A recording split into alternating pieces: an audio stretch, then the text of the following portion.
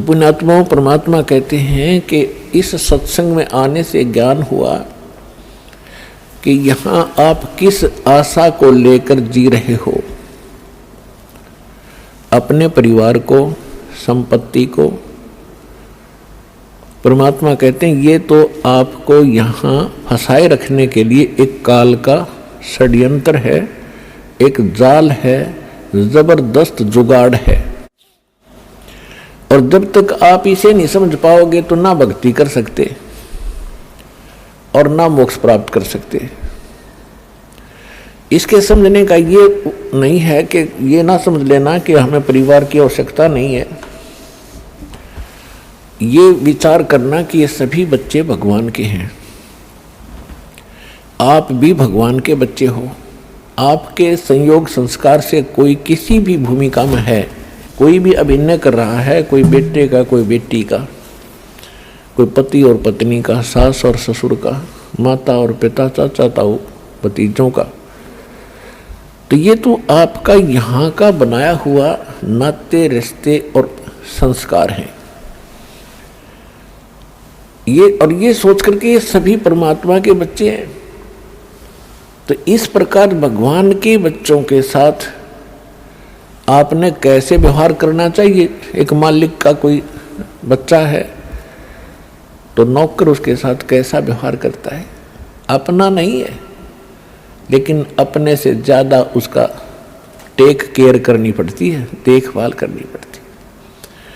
तो ये तो इस संकेत, समझदार को संकेत बहुत है इस संसार में, अपने परिवार में उसके साथ रहने के लिए।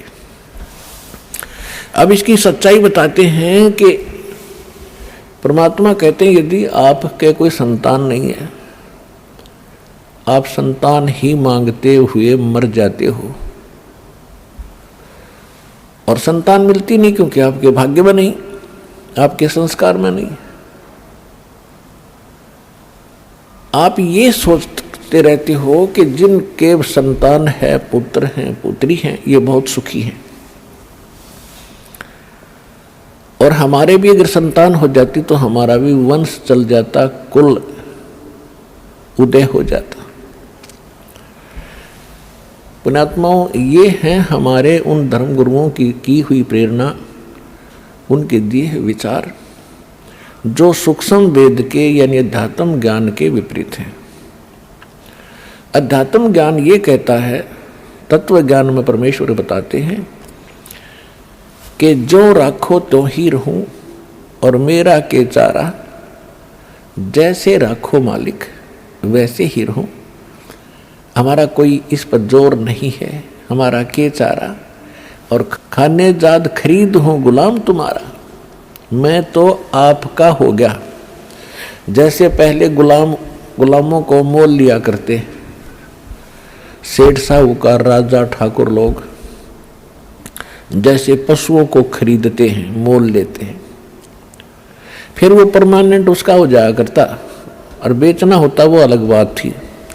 तो यहाँ परमात्मा कहते हैं कि मैं ऐसा भाव बनाओ आप अपना भगवान के प्रति कि हे दाता, आपका दास हूँ, गुलाम हूँ और जैसे रखोगे नो ही रहूँगा। मैं तो ईब आपका हो गया। जब तक आप सतगुरु शरण में नहीं आते हैं, आपका संतान नहीं है तो नहीं है तो नहीं है, नहीं होती। फिर हम क्या करते हैं, किसी का बच्चा लेते हैं, अडॉप्ट करते हैं, गोद लेते हैं। फिर आगे चल के क्या होता, जब बच्चा युवा होता है, उसके अपने संस्कार अपने हिसाब से वो चलता करता, कार्य करता है। तो लास्ट में ये आता है कि भगवान, अगर मेरा बच्चा होता, वो बुढ़ा बुढ़िया न्यू क्या करें, फिर बतलाते हैं, तो क्या ये ऐसा व्यवहार करता, यानी फिर उसके साथ भी खिंचाता नहीं।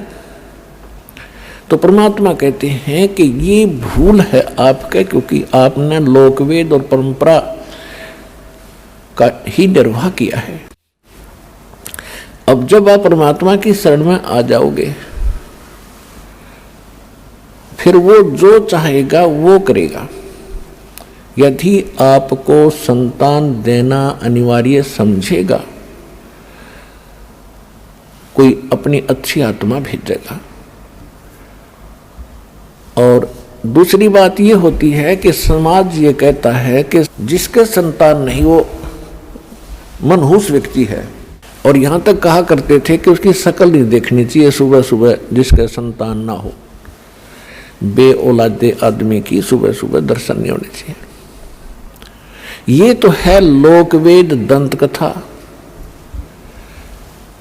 एक संसार के विचार, जगत के विचार। और भगत के विचार सूक्ष्म वेद क्या कहता है? देखो, वैसे तो सभी अच्छी आत्माएं हैं परमात्मा की, जो भगवान के चरणों में लगे हैं, मनुष्य शरीर प्राप्त है, अपना निर्वाह कर रहे हैं, ठीक ठाक रह रहे हैं, तो अच्छी आत्मा सभी हैं।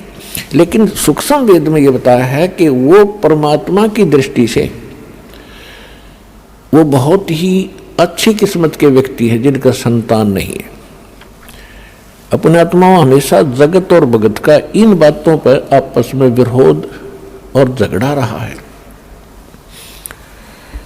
ये झगड़ा रहो या ना रहो, या सच्चाई है।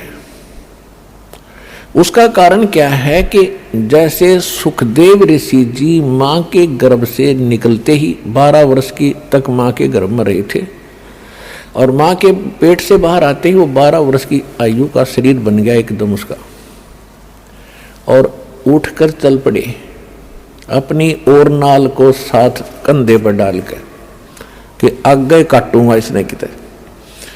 तब उसके पिता व्यास ने कहा था कि बेटा मुझे दर्शन तो दे दे।